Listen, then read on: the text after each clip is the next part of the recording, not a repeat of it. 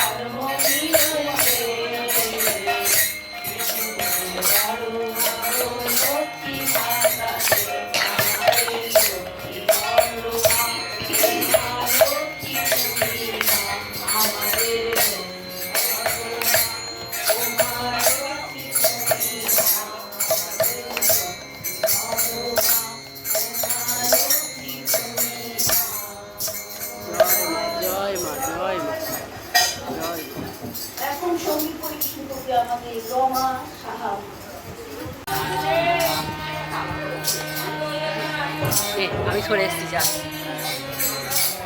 এই আমি সরে এসেছি যে বসি বসি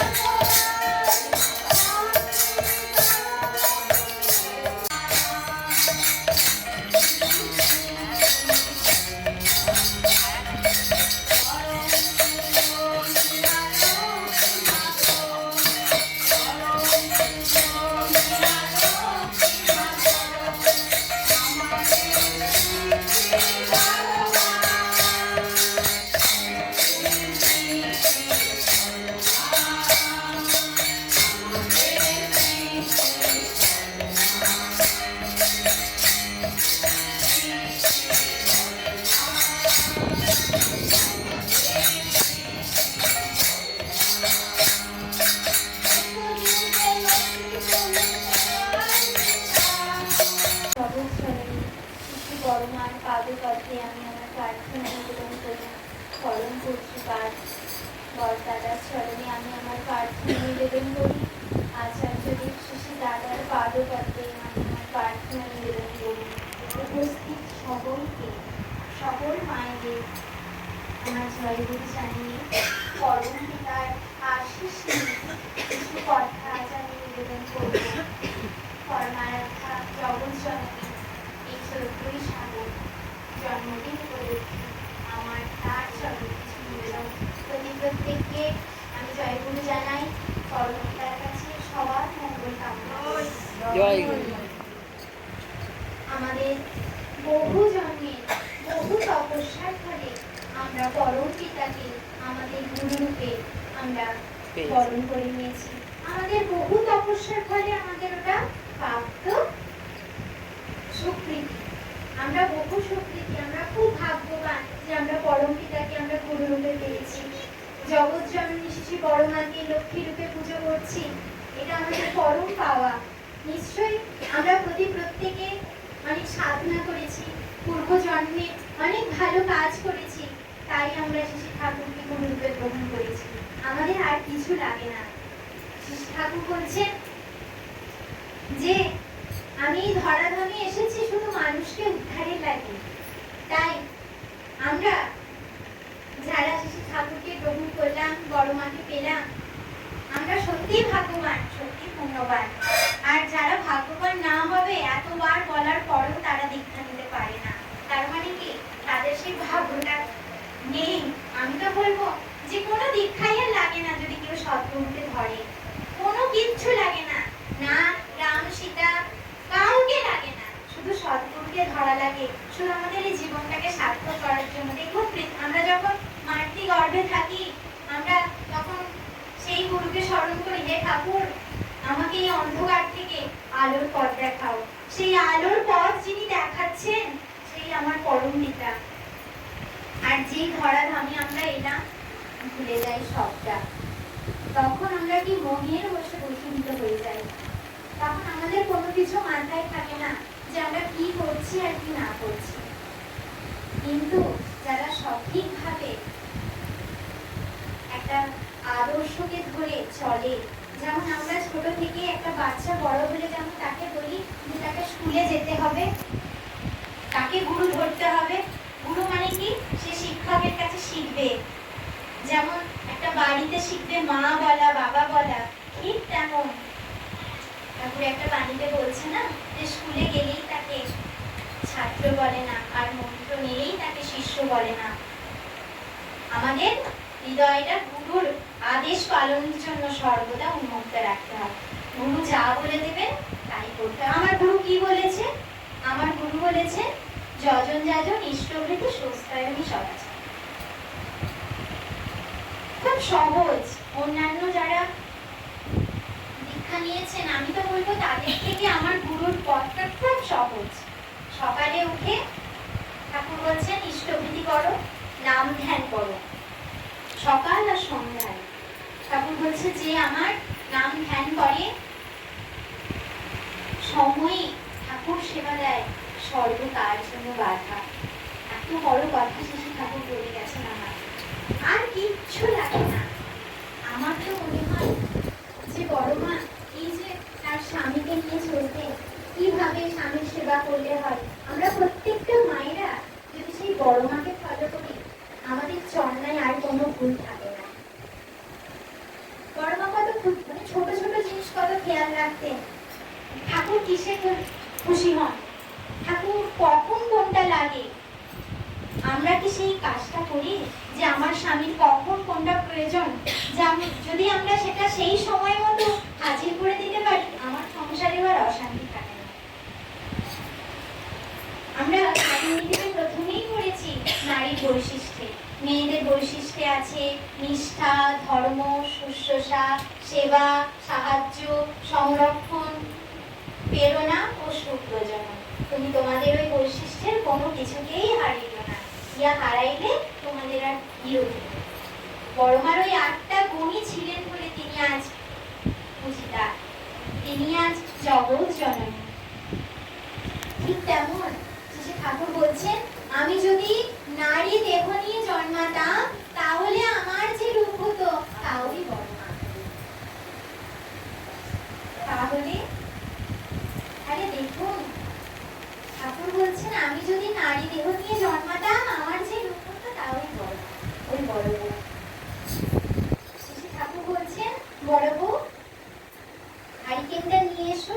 নিয়ে এসেছেন, বলেছেন হারিকেনটা জ্বালো, তৎক্ষণাৎ জ্বেলেছেন। আবার বলছেন নিভিয়ে দাও, নিভিয়ে দিয়েছেন। দিনের বেলা কিন্তু কোনো প্রশ্ন করেনি যে দিনের বেলা ঠাকুর কেন জ্বালতে বললেন, কেনই বা নিভাতে বললেন। ওই যে স্বামী বলেছেন, যেটা বলেছেন উনি সেটাই করেছেন। আমরা বলে বলতাম কেন এখন হারিকেনটা আনবো, কেনই জ্বালবো, কেনই নিভাবো। আর যে দম্পতি ঠাকুরের কাছে গেছেন আর কাঁদছেন আর বলছেন যে ঠাকুর আমার স্বামী স্ত্রীর মধ্যে আমাদের খুব কলহ, আমরা এবার বিচ্ছেদের পথে যেতে চাই, ঠিক তারা এই কথাটা বলার আগেই যখন ঠাকুর এটা বড় মাকে দিয়ে করালেন আর বোঝালেন, তারা হাউ হাউ করে কাঁদছে আর ভাবছে। সত্যি তো আমরা যদি এগুলো করতাম, সেই মেয়েটি ভাবছে, সেই নারীটি ভাবছে আমি বলেছেন তাই তাই করো, আর কোনো হয়নি। সকলের মঙ্গল হোক এই প্রার্থনাই করি। জয় গুরু। এখন সঙ্গী পরীক্ষণ করবেন আমাদের দিনদিরা পথ।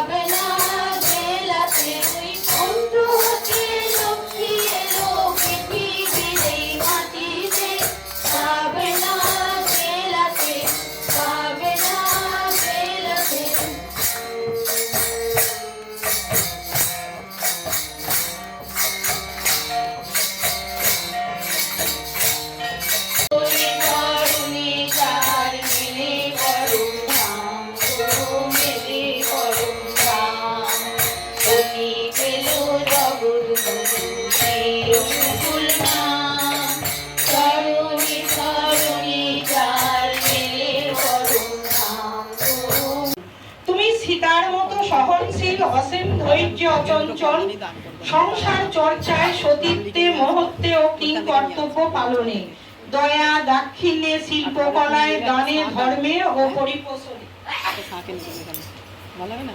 তুমি ষোড়শী, ভুবনেশ্বরী, কাত্যায়নী আর চন্দ্রমণি। তুমি দুর্গা, কালী, দেবকী, বসুদেবের ঘরণী। তুমি পার্বতী মাতা, শারদামণি আর বিষ্ণুপ্রিয়া। তুমি দেবী ভগবতী, মাতাজি, তপস্বিনী, মুগ্ধ করো সবার হিয়া। শিশুদের তুমি শিশু সাথী হও, বধূ সহ কর্মিনী, নন্দন, সখী, শুশ্রু, দুহিতা, পরম পিতার সহধর্মিনী। নারী দেহে জন্ম যদি শ্রী শ্রী ঠাকুর জন্মাত, তোমার দেহের মতো তাহার রূপ যে হতো। পরম পিতার অমীয় বাণী বিশ্বে দিলে ছড়ায়ে, সতী, সাধ্বী, স্বামী পরায়ণা, ঠাকুরের কথা বিলায়ে। কোটি কোটি মানুষের কাছে তুমি শ্রী শ্রী বড় মা, পুষ্প চন্দন দিয়ে পূজে তুমি সবার লক্ষ্মী মা। পরম পিতার সন্তান মোরা গর্ববোধ করি, শাশ্বত শাশ্বত জীবন সবার উঠুক ভরি। শ্রদ্ধা, ভক্তি, দয়া, শান্তি, তুষ্টি, পুষ্টি, ক্রিয়া, উন্নতি তোমার মাঝে ছিল মাগো।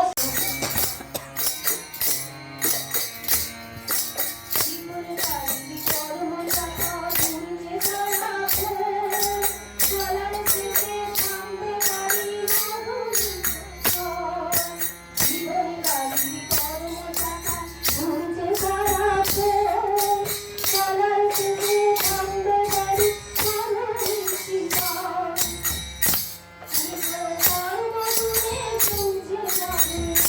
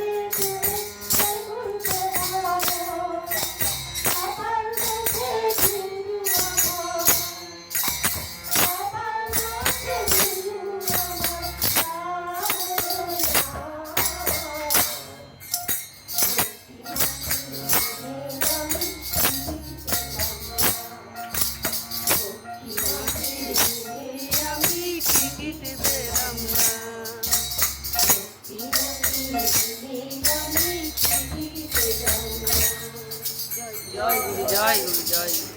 এখন সঙ্গীত পরিবেশন করবে শ্রী শ্রী বড়মার 131তম শুভ জন্ম মাস উপলক্ষে শুভ মাঙ্গলিক মাতৃ সম্মেলন অনুষ্ঠান চলছে। এই মাতৃ সম্মেলন অনুষ্ঠানে শ্রী শ্রী ঠাকুর এবং বড়মার চরণে এখানে উপস্থিত সমস্ত ভক্তিমতী মায়েদের এবং বোনেদের এবং সকলের জন্য মঙ্গল প্রার্থনা করি। তারা যেন আরও ইষ্টমুখী এবং তাদের জীবনে যেন ইষ্ট স্বার্থ প্রতিষ্ঠাই হোক তাদের জীবনে একমাত্র সাধনা। আজকে বড়মার জন্মদিন। এই জন্মদিন আমাদের শুধু এই ভারতবর্ষে নয়, সমস্ত বিশ্বে এই বড়মাকে নিয়ে আজ মেতে উঠেছে। খুশি জোয়ার সমস্ত আনন্দ, খুশি জোয়ারে মেতে উঠেছে সমস্ত সৎসঙ্গ বৃন্দ। আজকে আমাদের পরম আনন্দের দিন। শ্রী শ্রী বড়মা এই পৃথিবীতে শ্রী শ্রী যুগ পুরুষোত্তম শ্রী শ্রী ঠাকুর অনুকূলচন্দ্রের লীলা সঙ্গিনী বড়মার লক্ষ্মী স্বরূপিণী হয়ে আমাদের মধ্যে এসেছেন। শ্রাবণের ধারার মতো তার কৃপা বর্ষণ সর্বত্র সদা নিয়ত ঝরে পড়ছে। যারা আমরা পরম আনন্দে ভালোবেসে তাকে জীবনে গ্রহণ করে তার জীবন আদর্শকে মাথায় নিয়ে আমরা চলছি, তারাই একমাত্র সেই কৃপার অনুভূতি, কৃপা বর্ষণের অনুভূতি আমরা গ্রহণ করে চলেছি, অনুভূতি গ্রহণ করছি। আর যারা, তাই বলছি, যারা এখনো এই শ্রী শ্রী ঠাকুরকে বা বড়মাকে জীবনে গ্রহণ করেনি, তারা এই মুহূর্ত থেকে তার গল্প করবি না, তা উঠছে। গ্রহণ করে তার কৃপার সঙ্গিনী হয়ে উঠুন। শ্রী শ্রী বড়মা শুধু গৃহিণী ছিলেন না, তিনি নিপুণ কর্মী ছিলেন, নীরব কর্মী ছিলেন। তার প্রত্যেক সংসারের প্রত্যেকটা জিনিসের প্রতি, খুঁটিনাটি সমস্ত জিনিসের প্রতি তার অসীম দক্ষতার সহিত তিনি সেগুলোকে সংরক্ষণ পর্যবেক্ষণ করে গেছেন। তিনি শুধু গৃহিণী ছিলেন না, তিনি অত্যন্ত অসাধারণ ব্যক্তিত্বের অধিকারীও ছিলেন। শ্রী শ্রী ঠাকুর বলতেন, কয়েকটা বিষয়ে দক্ষ থাকলে তবে অসাধারণ ব্যক্তিত্বের অধিকারিণী হওয়া যায়।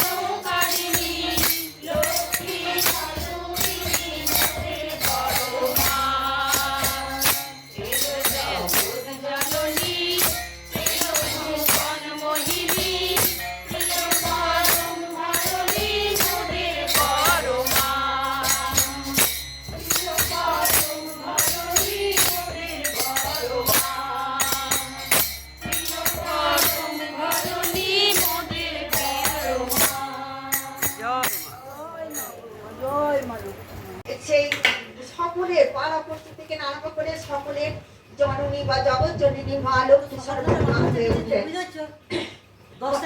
এই বলে আমি আমার কথা শেষ করি।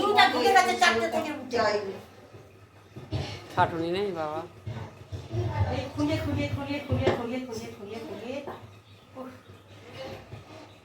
ঠাকুর বাড়ি বলি, তাই বাড়ি হলে এত খাটাখানি হতো না।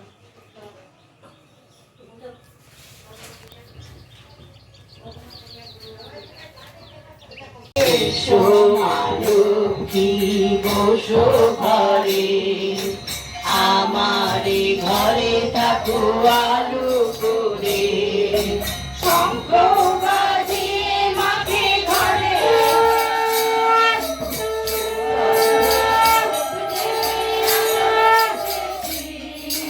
প্রদীপ জেলে নিলাম তোমায় বরণ করে আমারি ঘরে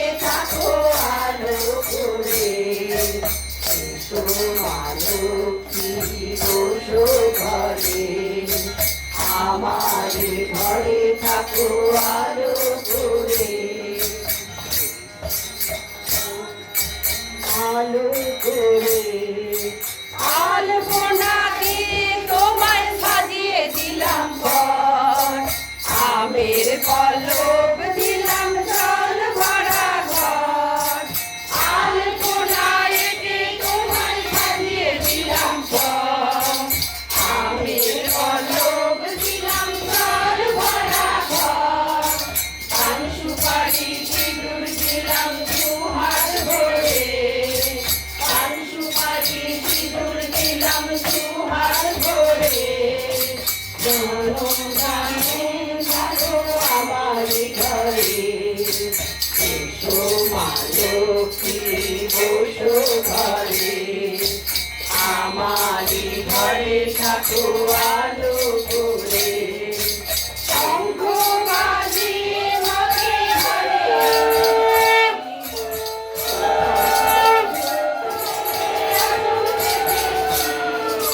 শঙ্খ বাজিয়ে ঘরে ঘরে, ধূপ জেলে আসন পেতেছি, প্রদীপ জেলে নিলাম তোমায় বরণ করে, প্রদীপ জেলে নিলাম তোমায় বরণ করে। জনম জনম থাকো আমার ঘরে, এসো মা লক্ষ্মী বসো ঘরে, আমার ঘরে থাকো আলো করে। এসো মা লক্ষ্মী বসো ঘরে, আমার ঘরে থাকো আলো করে। শ্রদ্ধা, দুই হচ্ছে কার্য সাধনের ত্বরান্বিত, অর্থাৎ যে কার্যটা আমরা করবো সেটা তাড়াতাড়ি আসছে বাসে বাবা। সম্পাদন করা। আর তিন হচ্ছে নিপুণ পর্যবেক্ষণতা। চার দেখি।